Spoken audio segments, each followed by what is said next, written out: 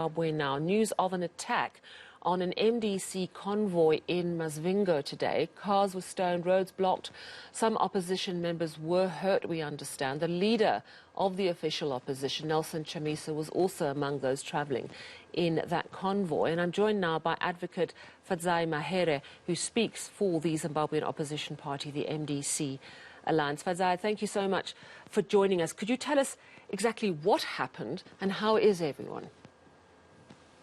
So this morning, between about 10 o'clock and 11 o'clock, over 200 youths who were mobilized by ZANU-PF violently attacked the convoy and advance team delegation of President Nelson Chamisa, who were on their way to meet community leaders in Charumbira, which is in Masvingo province. They stoned cars, they barricaded roads with burning logs, they assaulted members of his team, his close protection and his security. Cars were seen ferrying rented crowds and coordinating the attacks from cars and from lorries. They were chanting ZANU-PF slogans, chanting hate speech against President Chamisa and holding up printed placards, which is quite unusual given that this is a rural community. And this was in the process of President Chamisa embarking on his countrywide citizen interface tour where he's mobilizing citizens ahead of the 2023 election. We have at least 5 members of his close protection team who were badly injured and had to be hospitalized. Obviously, due to security reasons, we can't divulge their names. But they remain in quite a bad way. The cars were badly stoned, and you can just see, if you've seen the footage and seen the videos and the pictures, that they caused grave damage to life and property. This is astonishing. And as you say, it was clearly people who were mobilizing and speaking for ZANU-PF, from the posters to the chanting.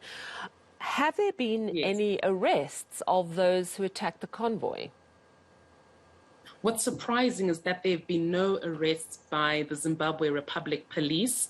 And you'll note that the crowd that gathered and the thugs, who were, by the way, drunk and violent, were over 100, 200 in number, which violates COVID-19 regulations. But we've seen complete inaction by the Zimbabwe Republic Police, which have been completely selective in their application of the law ever since the COVID-19 lockdown restrictions were started over a year ago. We've seen the weaponization of COVID-19 restrictions to stop the MDC Alliance from performing its mobilization activities and coming together with citizens, and yet a completely blind eye is turned when violent ZANU-PF thugs do what they did today. What has been done is criminal. The malicious damage to property, the criminal insult, they weren't wearing masks or otherwise obeying COVID-19 restrictions. Had this been an MDC Alliance grouping, I can assure you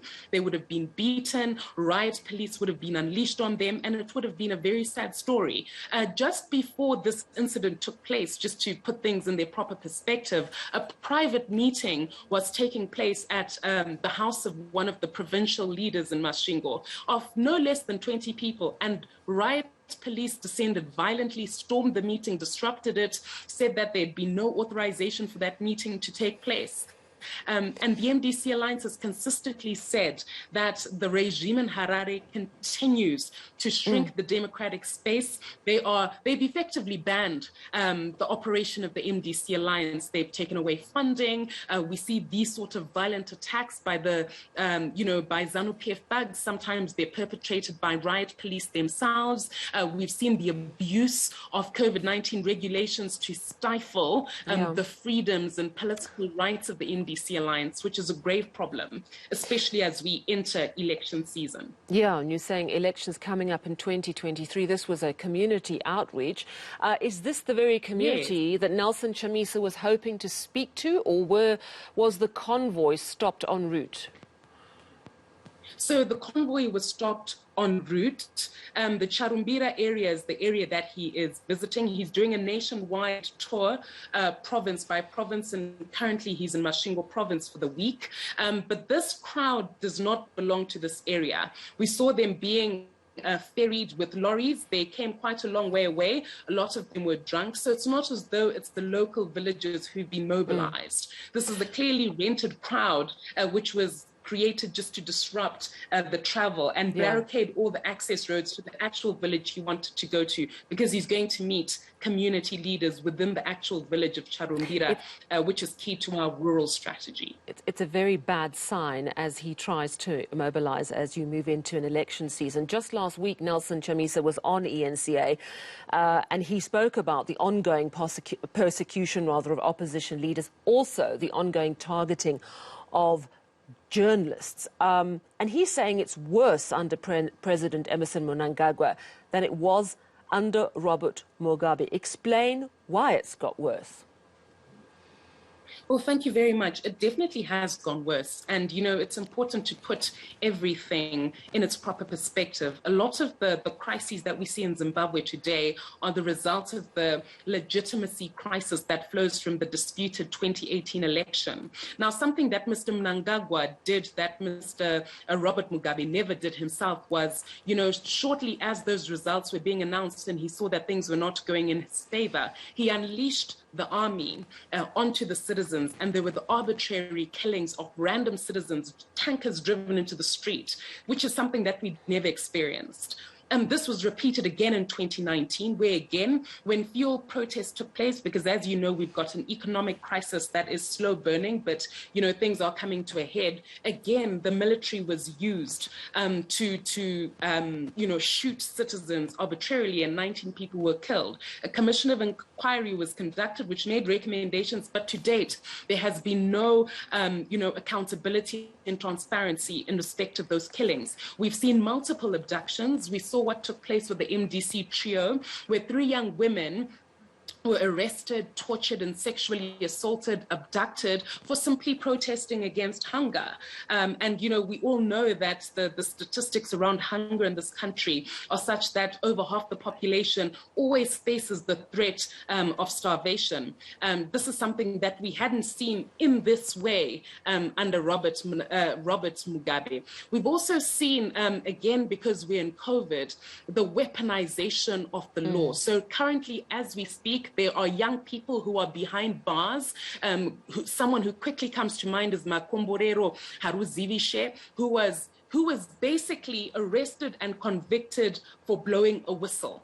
His crime was simply to stand up for persecuted vendors. He did not breach any law. We maintain that he's innocent, and yet he's been held behind bars. He's been behind bars for close to 250 days now. So those sort of persecutions, and we see a lot of young people in the same boat. We've got Youngerson Matete, we've got Namatai, we've got a number of, young people who've been persecuted for simply speaking out and demanding a better society. We've got leaders of the opposition who've been continuously persecuted on trumped-up charges, from Vice President Tendai Biti, Vice President Karenyi Kore, the Secretary General Charlton Wende, myself, all arrested on spurious, dubious charges. And yet you see violent thugs who stone vehicles, who commit all these criminal acts, and they're let go. It's simply, a crisis, as I've said, a bad governance, legitimacy, and democratization crisis and that we see in Zimbabwe that needs to be urgently addressed. And as you say,